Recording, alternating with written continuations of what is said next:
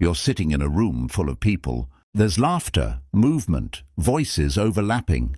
Someone says your name. You smile. You respond. You nod at the right moments. And yet, there is a hollow space inside you that no one can hear. You don't feel alone because there's no one around.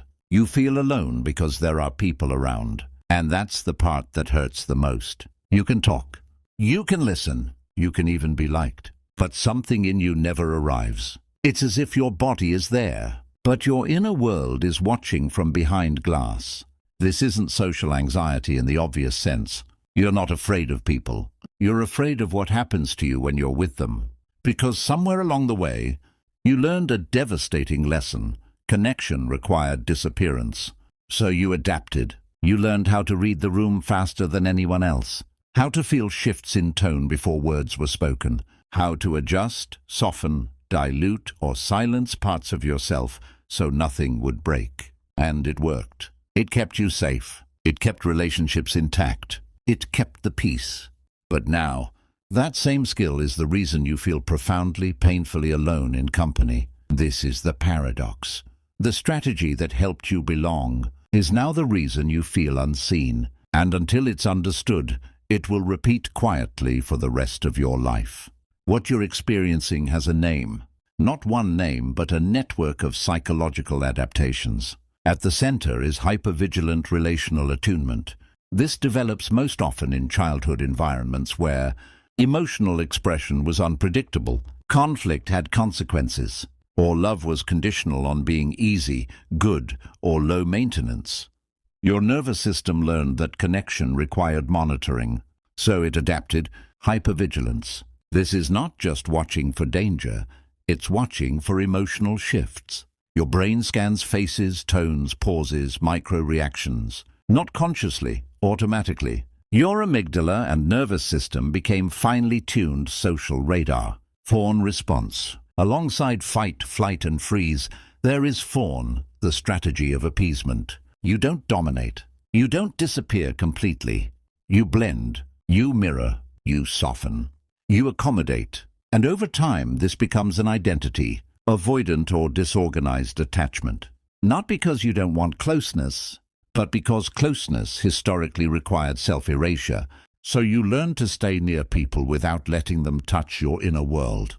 Neurologically, this rewires your default mode network, the system responsible for self-referential thought. Your sense of me becomes context-dependent. Who you are shifts based on who you're with, which is why in groups you feel fragmented, present but not whole. The deepest pain here is not loneliness, it's invisible grief, grief for the self that never got to arrive. You learn to trade authenticity for acceptance, and the cost was subtle but enormous, because every time you swallowed a thought, every time you softened a truth, every time you stayed quiet to keep the atmosphere stable, you sent yourself a message. My presence is too much. Carl Jung warned that the greatest burden a child must bear is the unlived life of the parent. But there is another burden, the unlived life of the self. You become someone who is liked but not known, included but not felt, surrounded but not met.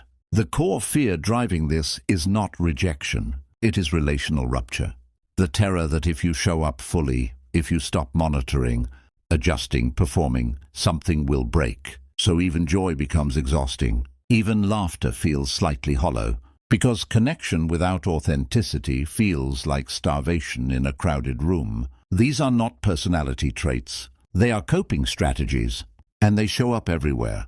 You might feel drained after socializing, even when nothing bad happened, because you were managing the room, not resting in it. Struggle to articulate your needs. You learned that needs complicate connection. Attract relationships where you are valued for stability, not depth. You become the emotional container, not the equal participant. Feel strangely lonely in romantic relationships, because your partner knows the version of you that adapts, not the one that exists. Excel professionally but feel internally disconnected. You perform competence while suppressing desire. Feel more real when alone than with others. Solitude is the only place your nervous system stands down.